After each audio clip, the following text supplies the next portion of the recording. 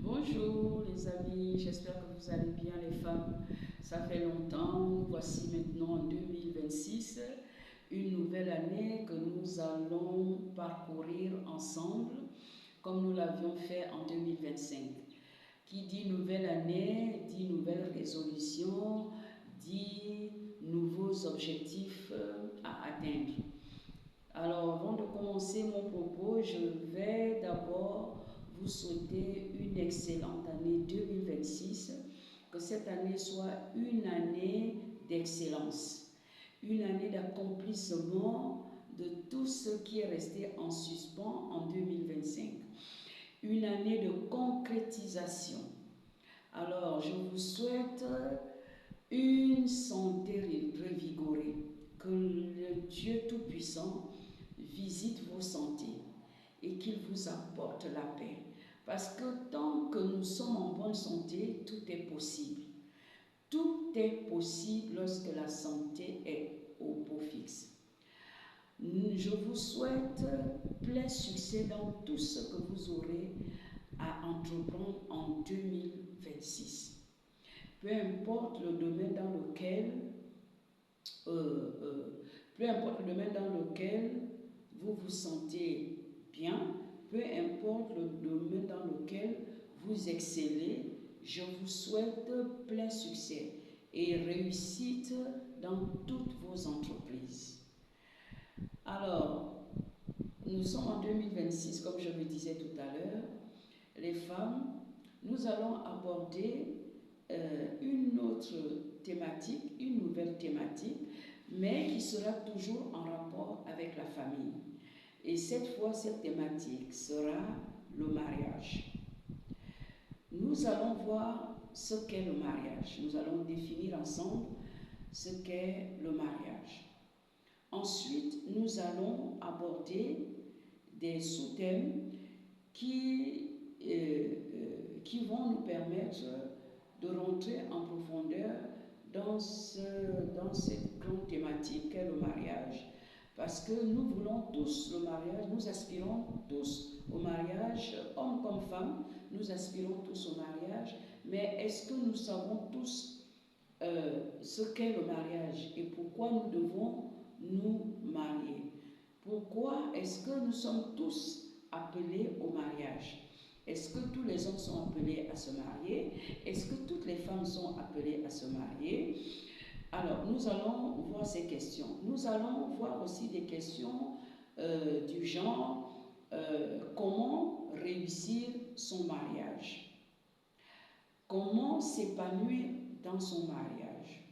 Que faut-il faire pour que son mariage se pérennise dans le temps? Autant de questions sur lesquelles nous allons nous plonger, sur lesquelles nous allons nous arrêter pour essayer de découvrir ensemble les bienfaits du mariage et peut-être aussi les conséquences du mariage. Donc voilà en gros ce que nous allons faire en 2026, les thématiques, la thématique et les sous-thèmes que nous allons aborder tout au long de cette nouvelle année. Je vous souhaite d'ores et déjà une très bonne marche dans cette aventure que nous avons commencée en 2025 et que nous sommes en train de poursuivre en 2026. Je vous réitère encore ma joie de vous retrouver.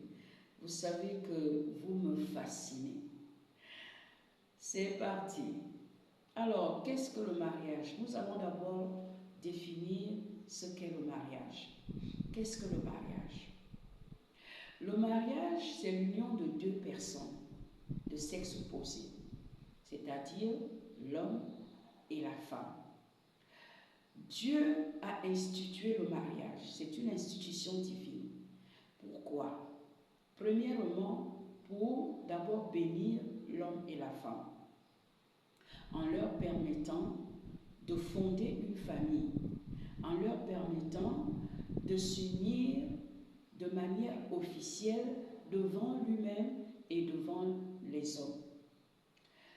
Deuxième raison, Dieu institue le mariage parce qu'il veut permettre à l'homme, à ce couple qu'il vient de créer, de fonder une famille. C'est pourquoi dans Genèse, il dit, dans le livre de la Genèse, au chapitre de la création, il dit, chapitre 2, il dit, après avoir créé tout ce qu'il a créé, la faune, la flore, il va créer les hommes et il va demander à ce couple, c'est-à-dire à Ève, à Adam et à Ève, de se multiplier. Se multiplier afin de s'étendre, afin d'agrandir leur famille, afin d'agrandir leur foyer, afin de s'étendre davantage. C'est pourquoi il va leur demander de se multiplier, c'est-à-dire que la famille fasse des enfants, que la famille ait des enfants, et des enfants en abondance. Alors, après cela, troisième raison, il va créer cette famille. Pourquoi?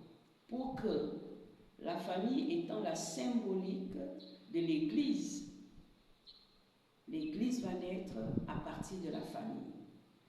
Parce que c'est au sein de la famille que Dieu va choisir ses oins.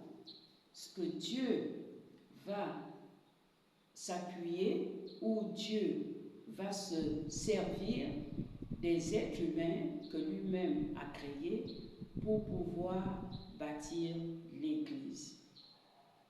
Et vous verrez que la famille est combattue parce que elle représente justement la famille. Les forces anti-mariage existent pour que la famille ne soit pas composée. La famille n'existe pas parce que le diable sait que la symbolique de l'Église, c'est la cellule familiale.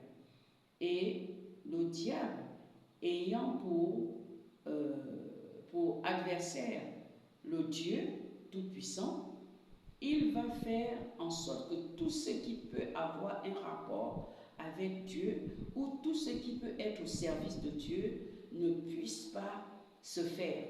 C'est pourquoi il va attaquer la cellule familiale.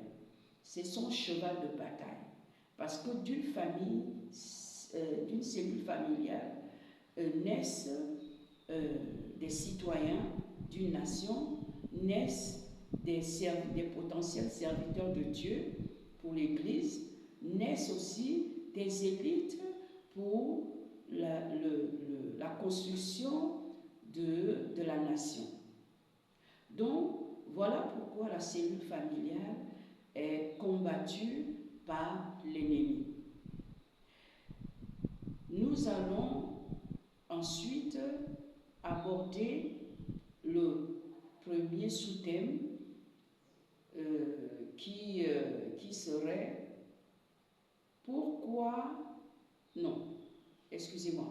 qui serait tout être humain est-il appelé à se marier? Premier sous-thème. Est-ce que tout être humain est appelé à se marier?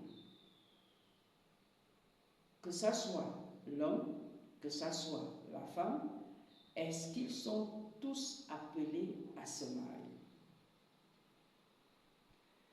Alors, nous nous retrouvons dans bientôt pour répondre à cette question et essayer de l'explorer dans les moindres détails pour que nous puissions tous comprendre si nous sommes tous appelés à nous marier.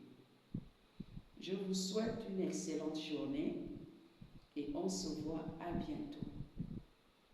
Je vous aime. Ciao.